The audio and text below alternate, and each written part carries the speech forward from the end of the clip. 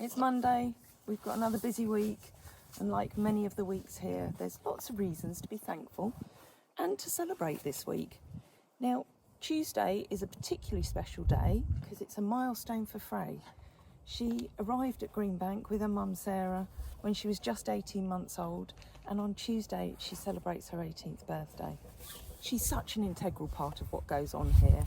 She helps keep me organised, she's great with the horses, and it's been really, really lovely to watch her grow and blossom over the years. Like her sister Hole, she's had the freedom to follow her passions and what she enjoys doing here. And she's got a really bright future ahead of her, no matter which path that she might choose to take in years to come. But she'll always have a place here as long as she wants to. And we love having her as part of the family and part of the team. So do join me and everybody here in wishing her a very happy 18th on Tuesday. Now this week is obviously all about this guy as well, Nero, because it marks the anniversary of his arrival. And so all the videos this week will feature him primarily. It's been such an incredible journey since he arrived under that rainbow. And I know that many of you on here joined us only because of his story.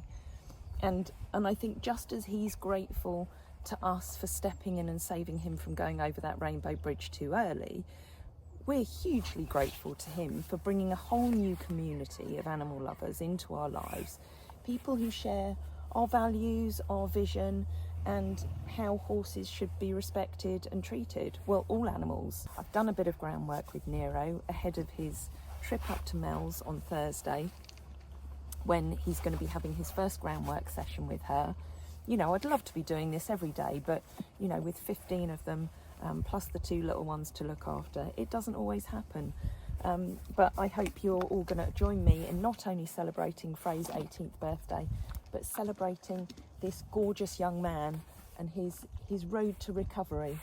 So he's off to the vets on Wednesday to have his second dental treatment. I'm also going to ask Sam to take an x-ray of that leg just to see how the hock is doing after it was operated on in February. I think it was February. Just to see how that fusion is coming along before we go off to Mel's on Thursday. He's been up here most of the morning. He's already destroyed my jacket. He's already broken a whip that, you know, he just picked up and bent in the arena. So yeah, I have no doubt that he'll destroy several other things as the week goes on. Jubbers was waiting outside the arena while I finished Nero's groundwork, so I thought he probably wants to come in and play with him for a bit so they can spend a bit of time here, just for the next 10 minutes or so. Are you happy now, Jubbers?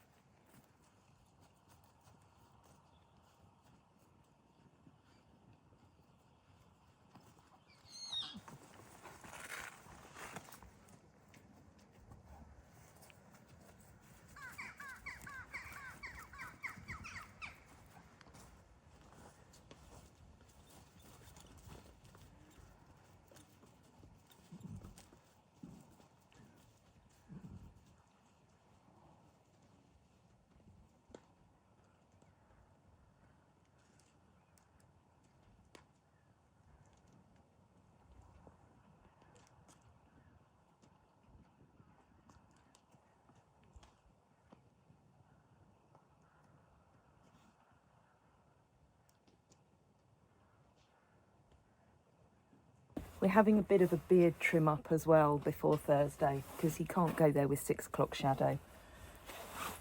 So he's trying to eat my jacket the whole time I'm doing this, but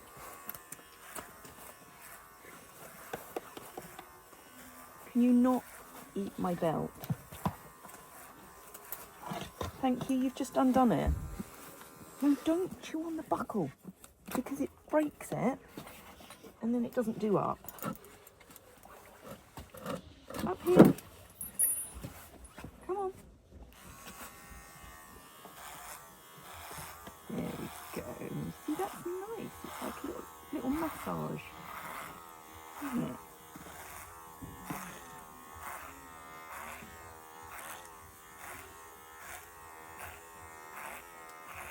not going short, we're just tidying up the rough edges. Just to give your lovely face a little bit more definition. It's a girls' trip out. And I just said to Jodie that I think that Hazel is far more colour coordinated than Jodie today. You've got competition, Jodie. So this is the inaugural trip out for the new high vis. Inna, she's not giving you the peach. She's going to have to dress in peach next time. Or we change Inna to blue. Then there's Lisa with little Pepper. And bringing up the back, Niki Noodles with Jodie. And Jim's going too. So they're all going for a nice little trip down Greenbank Lane. A nice walk out. What a beautiful sight that is.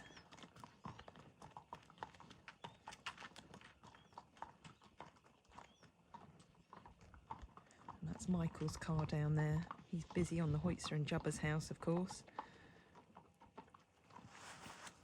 And meanwhile, back on the yard, I've walked away from a Nero who has half a head collar on, excuse the dodgy filming, because he's having a bit of a beard trim at the moment. And Hidda's gone over to supervise and keep him in his place. And he's on guard, her favourite spot, her second favourite spot. She's been in the hay hole already, but there's no haylage left in there because I've got to go and get another bale, haven't I? Thank you, Hidda, for looking after him while I wasn't here. Well, that's right, you make him stand in position. Well done. He responded well. He stepped forward when you told him to. Can I get back to the beard trim now? That's the beard trim done.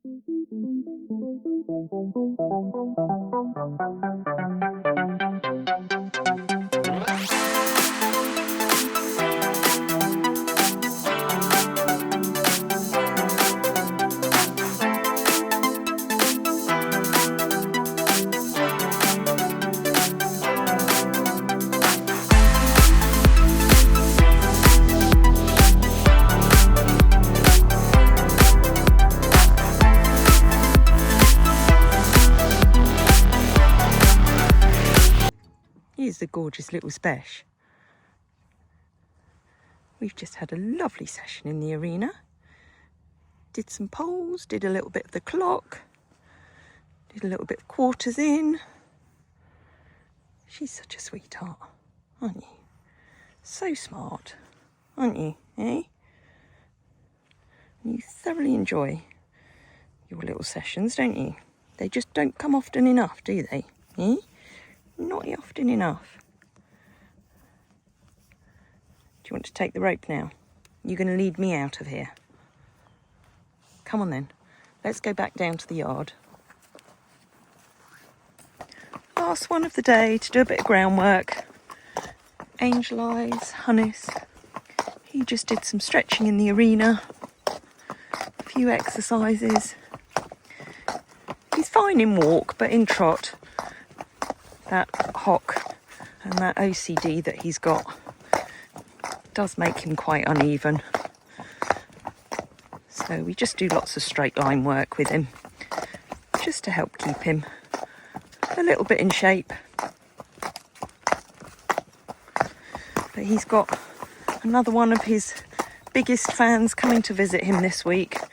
Jane's coming along, Jane Holden, who's been one of his #1 fans for many, many years. So he'll get spoilt by her over the weekend, and it'll make him a very happy boy.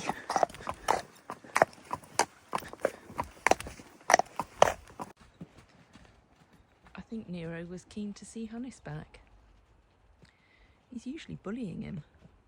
That's Nero in the cleanest rug, because he had to have his cleaned and reproofed again, as he got it so grubby last week. Oh, are you stopping to come and chat again?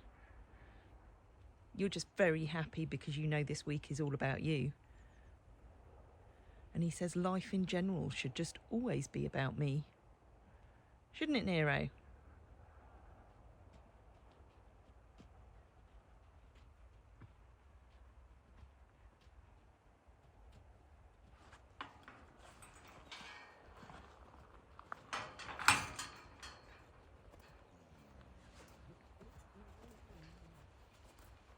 Hello. I haven't put any more treats in there. Would you like me to put some more in? I think that's a yes. There you go. Not that any of you are spoilt, of course.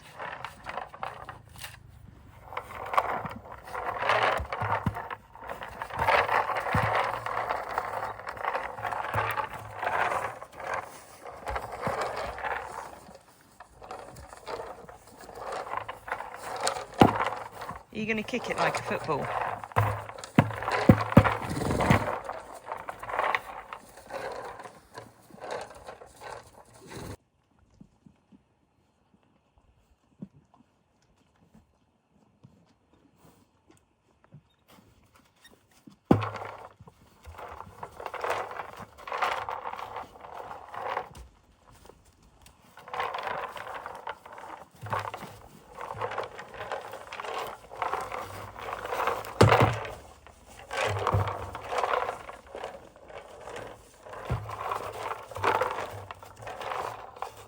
You didn't get one out that time.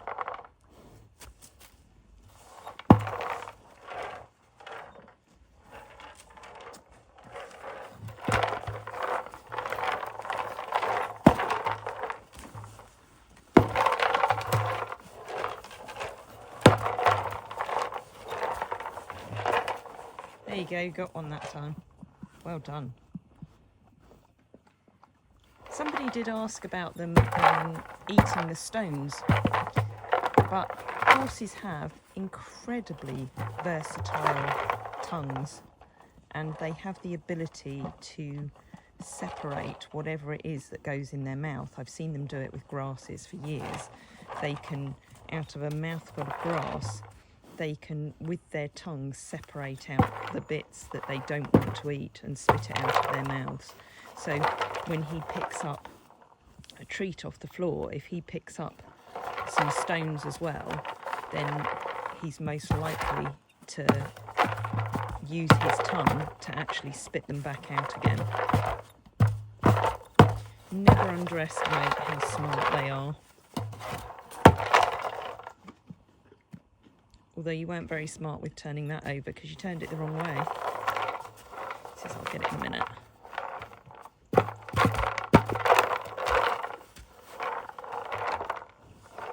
There you go.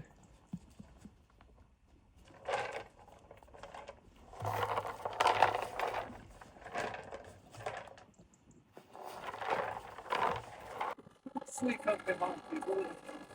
I sneak up behind people with a camera all the time. He doesn't want to talk to me. Sorry? Nothing. What have you been doing today?